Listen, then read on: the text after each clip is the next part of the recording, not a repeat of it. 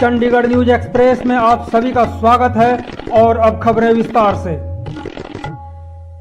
चंडीगढ़ नगर निगम चुनाव एक दिन पहले यानी 24 दिसंबर को समाप्त हो चुका है।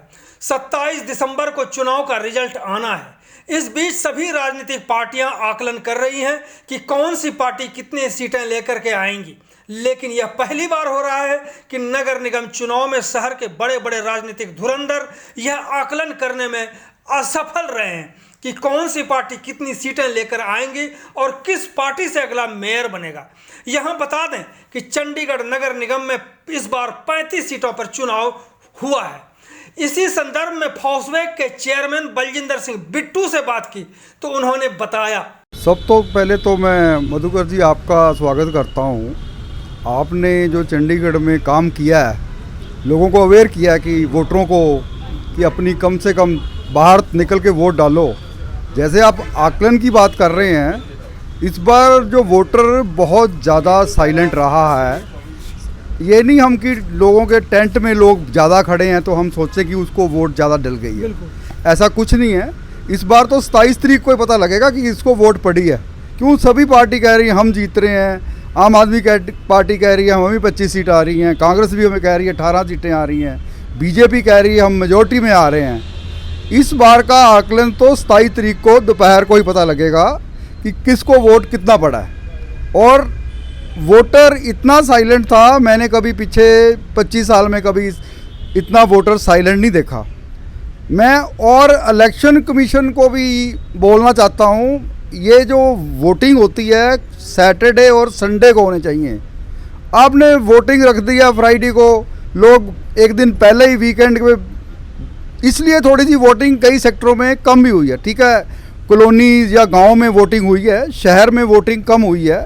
इसका सिर्फ यही कारण है कि वीकडे नहीं था। आम दिनों का तरह लोग जो थे, वीरवार का दिन था, लोग पहले ही जो जिसने बाहर जाना था वो चला गया। इस बार थोड़ी 10% मेरे हिसाब से वोटिंग कम हुई है, पर आकलन यही है कि जो 27 तारीख को ही पता लगेगा किस पार्टी को कितनी वोट पड़ी।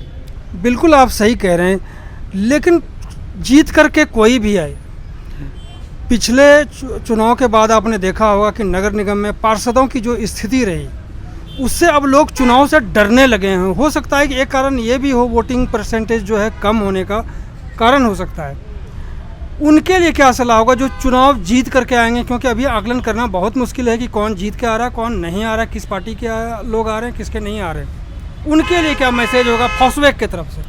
फॉस्वेक की तरफ से यही मैसेज दूंगा मैं, जो भी पार्टी जीत के आए, जो भी काउंसलर जीत के आए, वो शहर के लिए काम करें। ये कोई पर्सनल नहीं है कि मैंने बीजेपी का काम करना है या कांग्रेस का काम करना है या आम आदमी पार्टी का काम करना। मेरा सिर्फ यही सुझाव है कि शहर के लिए जो भी काउंसलर जीत के आए वो शहर के लिए काम करें। कि देखो पिछले जो 5-7 साल में जो हाल शहर का हुआ है वो ना किया जाए। लोगों को, काउंसलर को मैं यही रिक्वेस्ट करूंगा कि लोगों का काम किया जाए और मोहल्लों में, एरियो में जाके लोगों के बीच में बैठ के लोगों का काम, लोगों से पूछे क्या प्रॉब्लम है। अपने ऑफिस में बैठ के काम नहीं, मैं ऑफिसर को भी रिक्वेस्ट करूंगा कि आप काउंसलर RW से मिल के काम किया जाए और शहर के लिए काम किया जाए।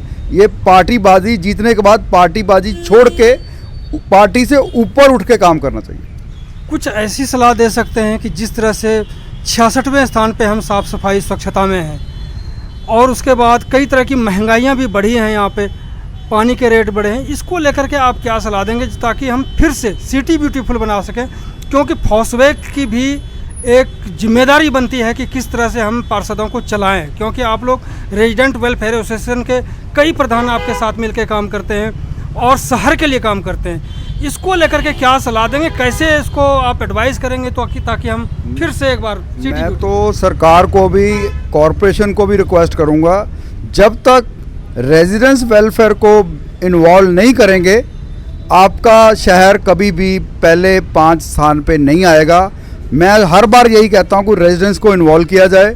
ये लोग इन्वॉल्व नहीं करते, क्यों नहीं करते मेरे को नहीं पता, क्या पीछे इसका रीज़न है, कोई खाने का सिस्टम है या कोई पैसे का सिस्टम है। चंडीगढ़ वैसे ही सिटी ब्यूटीफुल है, इसको सिर्फ साफ़ सुथरा की ज़रूरत है और लोगों को इन्वॉल्व करने की, रेजिडेंस वेलफेयर लोगों को इन्वॉल्व किया जाए और मैं गारंटी करता हूँ आप रेजिडेंस वेलफेयर को इन्वॉल्व करो। इन आंसरेबल रेजिडेंस वेलफेयर जो भी एम्प्लॉयज़ है आंसरेबल उनको होना चाहिए। रेजिडेंस वेलफेयर उनसे पूछे कि शहर का क्या काम हुआ, क्या होने वाला है, क्या ज़रूरत है सेक्टर को, और रेजिडेंस वेलफेयर को इन्वॉल्व नहीं करेंगे तो शहर मेरे लगता है 100 में नंबर पे भी आ सकता है। जब तक रेजिडेंस वेलफेयर एसोसिएशन को इन्वॉल्व करोगे मैं गारंटी करता हूँ पहले 5 नंबर पे शहर आएगा। बिल्कुल आप सही कह रहे हैं कि जो शहर में जो RW हैं उनकी भागीदारी बढ़ानी चाहिए। बिल्कुल। दूसरी बात, 1 से हम 66वें स्थान पर जब आ गए और उसमें एक MOH को यहाँ से हटा करके हमने काम तमाम कर लिया, क्या और भी अधिकारी, क्या कमिश्नर, क्या मेयर, क्या ये जिम्मेदार नहीं, इनके ऊपर कोई कार्रवाई नहीं होनी चाहिए? अब इन्होंने तो एक MOH को पर ठीकरा फोड़ दिया। ये तो सारे जो भी commissioner, adviser, home secretary, finance secretary, इनकी सब लोगों की इन्वॉल्वमेंट होनी चाहिए। इनको पता होना चाहिए शहर में क्या हुआ। अब MOH को एक बंदे को दे दिया सारा शहर, ये डिवाइड करना चाहिए शहर में। मैं तो ये भी चाहूँगा कि लाइक होम सेक्रेटरी हैं इनको भी एक एरिया दिए, फाइनेंस सेक्रेटरी हैं उनको भी एरिया दिया जाए, एडवाइज़र साहब भी लें। इनके ऊपर जैसे वॉर रूम चलता है, वॉर रूम चलाओगे तो ही शहर को, जैसे पुलिस है, पुलिस को भी पता होना चाहिए। देखो शहर में हर चौक, हर फुटपाथ पे इतनी रेडी फड़ी लग गई है, इतने बैगर बैठ गए हैं, क्यों ये कैसे बैठ सकते हैं? विदाउट MC और पुलिस कोई बैगर नहीं घूम सकता, कोई रेडी फड़ी नहीं लग सकती। इसको पहले साफ किया जाए तब भी शहर 1 से 5 नंबर के बीच में आएगा। मतलब इस शहर को भी कुल मिला के हम ये कह सकते हैं कि भिखारी बना दिया। बिल्कुल। हम भीख मांग रहे हैं कि हमें स्वच्छता दे दो, हमें स्वच्छ बना दो। मैं ये आपको गारंटी करता हूँ शहर को सिर्फ सफाई की ज़रूरत है, हमें कोई स्मार्ट सिटी नहीं चाहिए, हमें सिटी ब्यूटीफुल ही चाहिए। मैं पिछले 50 साल से यहाँ रह रहा हूँ, मेरे को कोई अब कह दिए हमने स्मार्ट सिटी बना दिया है, हमें सिटी ब्यूटीफुल रहने दो। सिर्फ हमें साफ़ सफाई एरिया वाइज इसको सेक्टर वाइज डिस्ट्रीब्यूट कर दो, RW को दे दो कि इसकी आंसरेबल, RW आंसरेबल है। अब उनको बताओ ना, अब ऑफिस में बैठ के पैसा खर्च रहे हैं, 400-500 करोड़ रुपए MC का खर्च हो जाता है। जैसे आधा चंडीगढ़ इन्होंने 5 करोड़ रुपए दिए, मैं कहता हूँ हमें दे दें 2.5 करोड़ में, हम इसको इससे डबल अच्छा साफ करेंगे। तो ये थे फॉस्बैक के चेयरमैन बलजिंदर सिंह बिट्टू, जिन्होंने कहा कि स्वच्छता के लिए जो भागीदारी है वो बढ़नी चाहिए। दूसरी बात कि एक MOH को आपने हटा करके काम तमाम कर लिया, इसके लिए सभी लोग जिम्मेदार होने चाहिए, उनके ऊपर कार्रवाई हो। जिस तरह से शहर का भट्ठा बिठा दिया गया है, जिस तरह से इस शहर का बेड़ा गर्क हो गया है, हमें स्मार्ट सिटी नहीं, सिटी ब्यूटीफुल चाहिए। और फिर से RWA की भागीदारी से हम नंबर 1 पर ला सकते हैं। बहुत बहुत धन्यवाद बिट्टू जी बात करने के लिए। बहुत बहुत धन्यवाद, थैंक यू जी। मधुकर जी आपका भी बहुत बहुत धन्यवाद, और एप्पल के CNE चैनल का भी बहुत धन्यवाद। धन्यवाद। चंडीगढ़ न्यूज एक्सप्रेस के साथ बने रहने के लिए आप सभी का बहुत बहुत धन्यवाद।